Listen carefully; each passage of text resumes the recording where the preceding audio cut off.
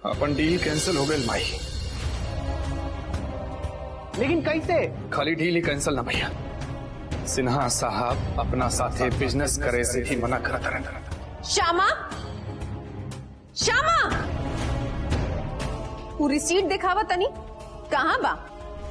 निखिल, हमरा बुझाता कि श्यामा रसीद रख के कहीं भूल गई बिया। एक बार लगावा अंकल के फोन, पूछा का बात बा। ना भैया, अगर जवाब घर में ही छुपल बा तो बाहर के लोगन से का पूछे के बा। श्यामा रसीद कहाँ बा?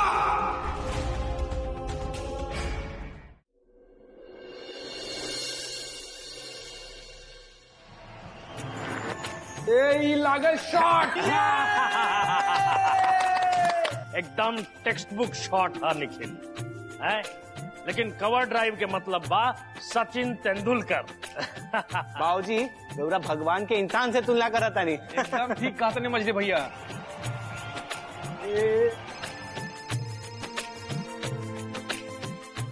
जरूर सिन्हा जी के फोन हुई। फोन उठावा हाली से आ गुड न्यूज दा। जी बाबूजी। हाँ जी अंकल प्रणाम।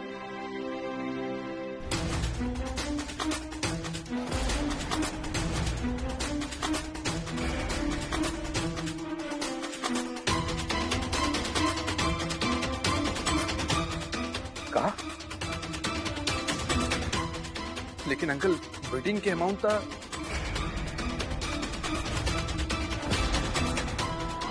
अंकल जौन आधार पे हमार बात भेल रहे वही आधार पे पेपर।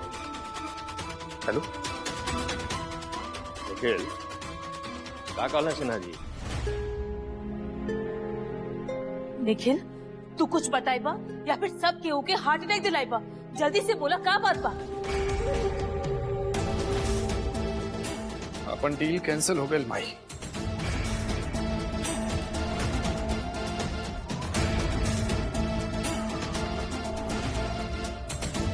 का? लेकिन कैसे? खाली डील ही कैंसिल ना भैया, सिन्हा साहब अपना साथे बिजनेस करे से भी मना करता रहता।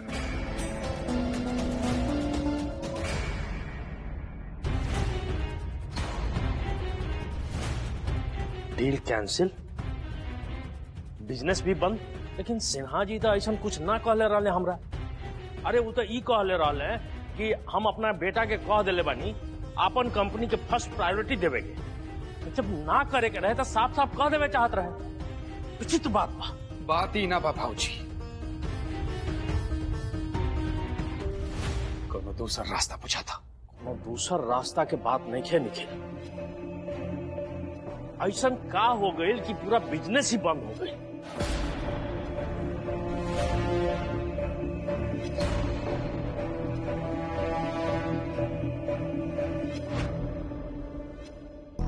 छोटका देवर जी, कहीं पेपर की वजह से तो ये सब नहीं के भैलू?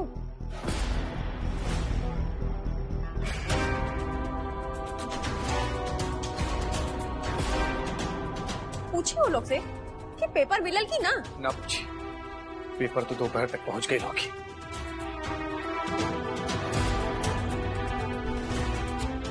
काहे खातिर श्यामा अर्जेंट कुरियर कर ले रहे।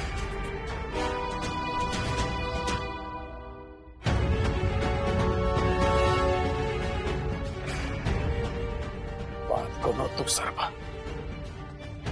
श्यामा कुरियर कैले रही और केहू दूसर ना रहे का घर में?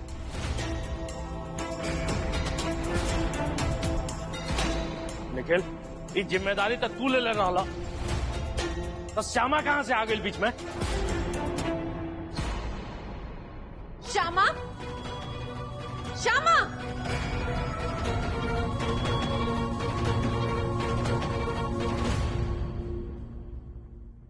वो रिसीट दिखावा तनी कहाँ बा?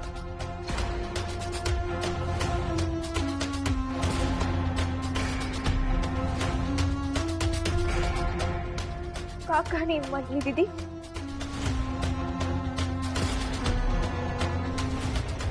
उस रिसीप्ट हिंदी में का कहाला जी? बुझाता डिक्शनरी लेके बैठे की पड़ी। अब श्यामा, वो कोरियर वाला तारा के रसीद दे के गई हुई, कहाँ बाटे दिखावा।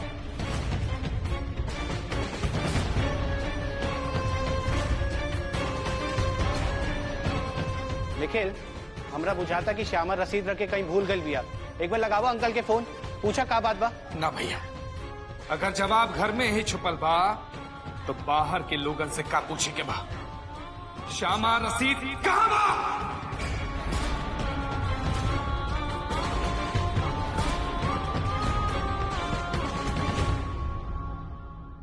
श्यामा कहाँ बा रसीद? जब कुरियर भइल बा तो रसीद भी होके चाहिए कि ना? कहाँ बा रसीद?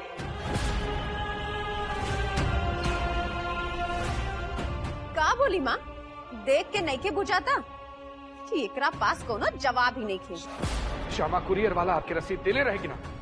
जवाब दा।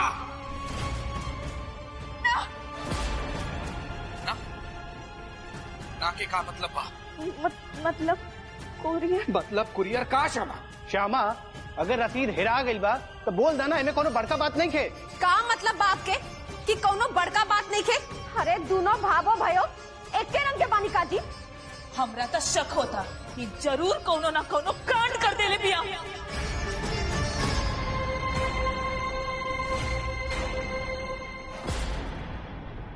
श्यामा, चुप रहे से काम ना चली। श्यामा, हम पूछा तानी पेपर कहाँ बा? कागज दे गए।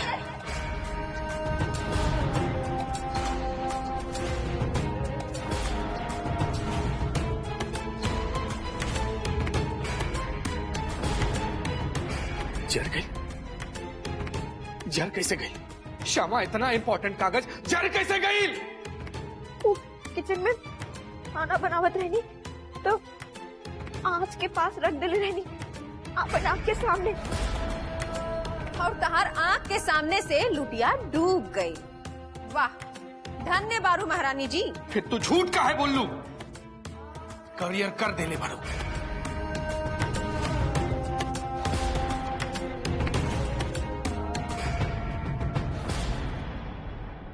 दादा रे दादा, झूठी भी बियाई तो नाम भगवान के और काम झूठ और फरेब।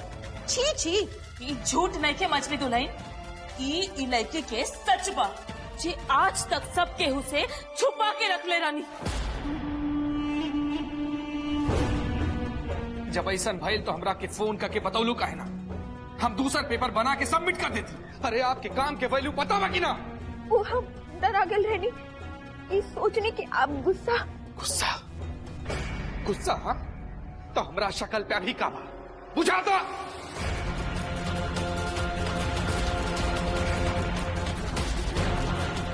तारा आवेला का बात समझ में? अरे कहले रही नू कि व्यक्तिगत और व्यावसायिक चीज के अलग रखे के, फिर भी तू श्यामा के दे देला। बाबूजी, एमे निखिल के कोनो गलती नहीं खे। वो हमनी सन के देरी होत रहे तो हम ही जिद कैले रहनी है कि श्यामा के दे दा। दुर्घटना से निमन देरी भला आलोक। अरे इतना महत्वपूर्ण काम के पेपर तू श्यामा ऐसा लड़की के हाथ में दे देला जेकरा अंग्रेजी में पता लिखल रहेला वो पढ़े में ना आवे। उ समझी महत्व काम के, नफा नुकसान के। तो हर दूरदृष्टि कमजोर बाका, चूली से 2 हाथ के दूरी रखे की चाहिए, इतना भी मालूम नहीं के तोरा? माँ, आँख के अंधा तो ठीक बा, लेकिन अकल के अंधा आदमी बस खाली आग ही लगा सकेला।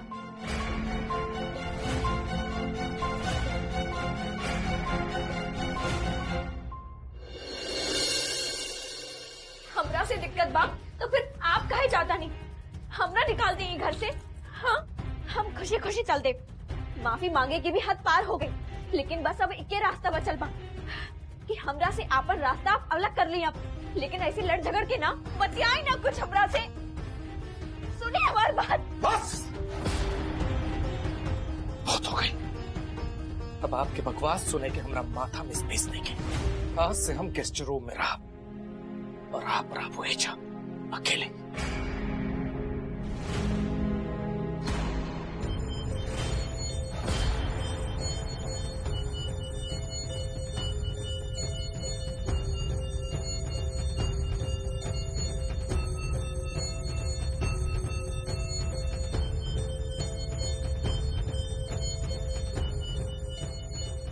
देखिए ना, हम तो उ कागज के बहुत संभाल के रख ले रहनी। बस अब एक शब्द बिना।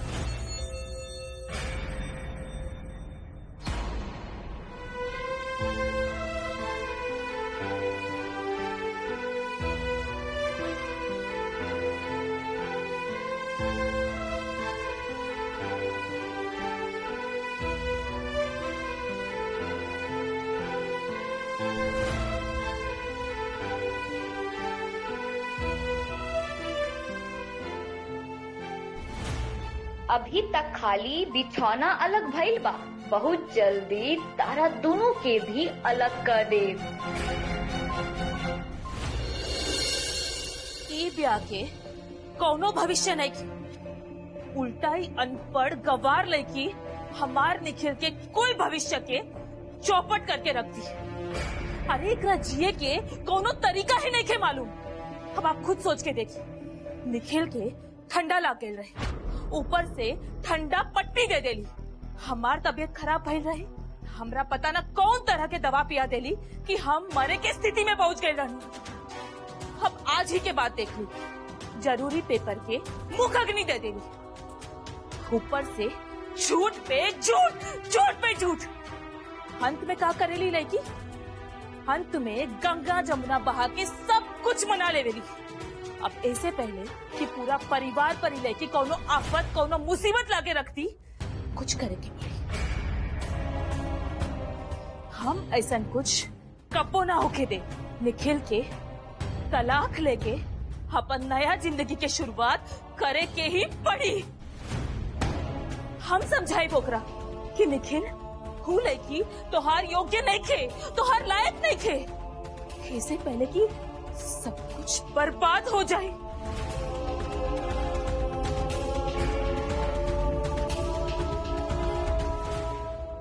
अपन पैर पर खुद ही कुल्हाड़ी मार लेनी हम। निर्मला, ये का हो गई निर्मला? पेपर जरे से था वो झूठ बदनाम कर दिला, हमरा मती मारल गल रहे हमार। पेपर जरे से था खाली गैर जिम्मेदार के ठप्पा लागल रहे, लेकिन ये झूठ हमार चरित्र पर दाग बन गई। दाग।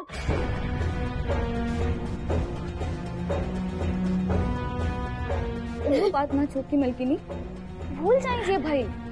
वैसे फूल आपके नहीं थे, उन लोग के बा। अब झोपड़ी छोड़ के जेकर महल के मजा मिलता, वो काम देखी कि मजा ली।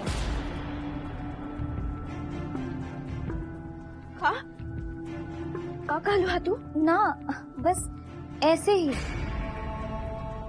ये देखी था हाथ कितना जर्मल बा। इन लोग के खाली पैसा सुझाता। छी, रुकी हम दवा लगा देता। नहीं जरूरी देखे, तू जा। तनी मलहम लगा दी, हाली से आराम मिल जाए। हमरा अभी अकेला छोड़ दा, अभी के अभी।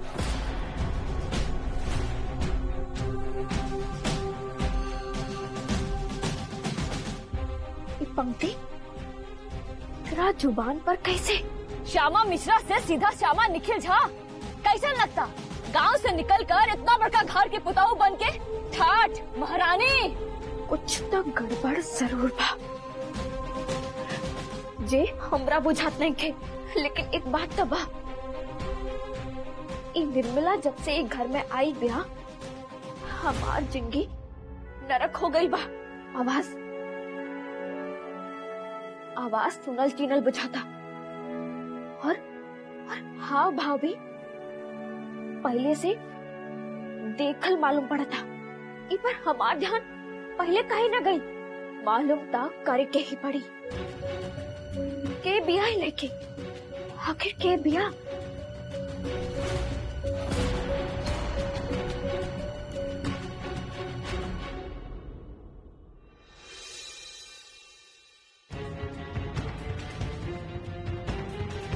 तू हाली से ही आटा गूंथ ला, और फिर ओकरा बाद एक खीर चलावा, और खीर में काजू बादाम पिस्ता ये भी मिलावे के पड़ी।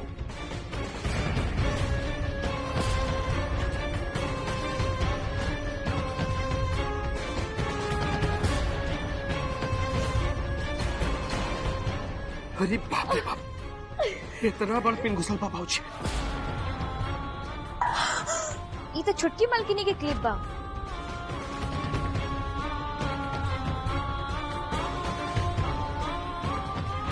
दाल तक ताजा बना के गल रहनी हम ना मलकिनी, कहाँ ताजा रहे दाल? छोटी मलकिनी, आपके जरूरी कागज पूछिए तो कह दी कि दे देनी कुरियर वाला के। बेसी का जरूरी बा, आपके बिजनेस डील या आपके सुख शांति? छोटकी मलकिनी, और कोनो चीज के जूस बनावे के बा? पहले ई तैयार करा। बड़का मालिक खातिर अनार के बना दी। ठीक बा।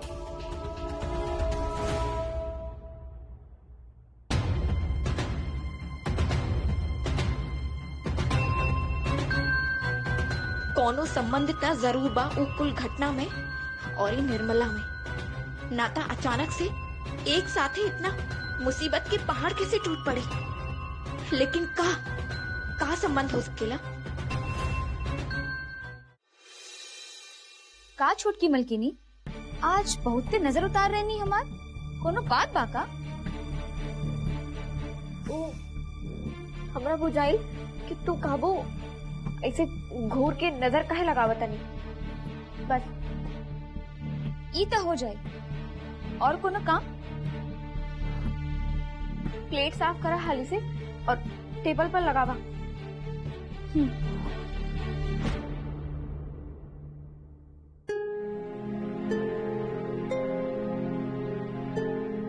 के दोले तारा से कुछ बात करेंगे बाबा। लेकिन बाबूजी, हम वो नाश्ता बनावत रहनी। गैस के बंद कर दा या निर्मला के बोल दा का बनावे के बा। तू हमरा साथे आवा।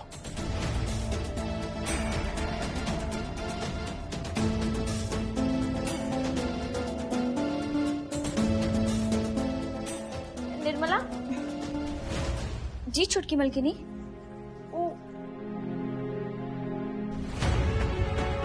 इतना तीखा मिर्चे के डब्बा उलट देलू का? पानी पिया, पानी पिया।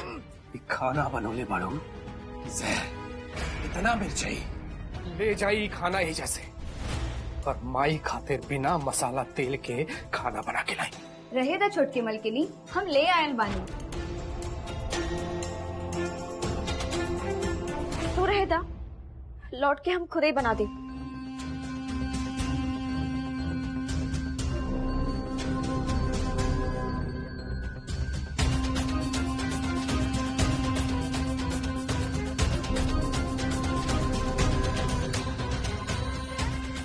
बुड़बक लड़की गैस तो बंद करके जाती है, अब जूस में कुछ मिला दे तब का करबू?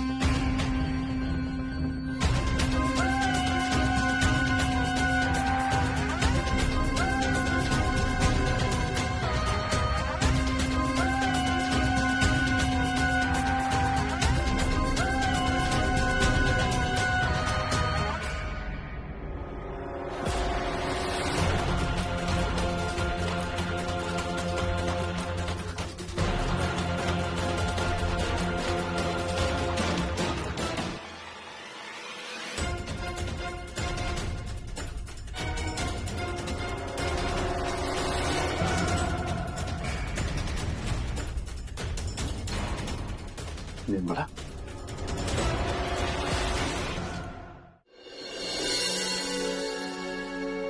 बाबूजी, हमरा मालूम बा पिछला कुछ दिन में बहुत बेसी गलती। पीछे के बात के पीछे छोड़ के आगे बढ़ा छोटकी दुल्हन। जिनकी 4 दिन के खेला बा, जौना में से 2 दिन बीत गई लड़कपन में, बाकी के 2 दिन में जिंदगी समझे के भी बा, जिए के भी बा और निभावे के भी बा। तू रसोई से बाहर निकला निखिल के जीवन में प्रवेश करा, अपन महत्व साबित करा। अब मालूम बा तारा स्कूल में सबसे ज्यादा जरूरी कौन बात के पड़ी?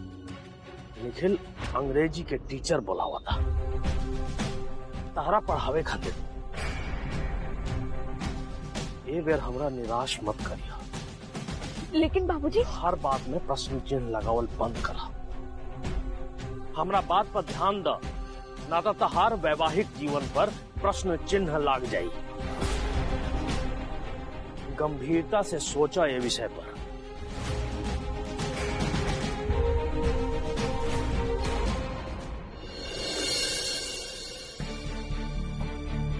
मालिक, नाश्ता।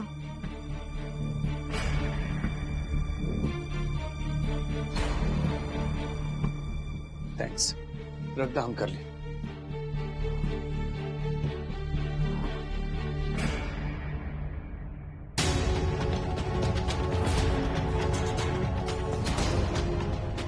आपके फेवरेट ब्रेकफास्ट अपन हाथ से बने ले बानी। थैंक यू, रद्दा हम कर ले, तू जा। और कुछ जे भी आप कहीं। श्यामा कहाँ गया?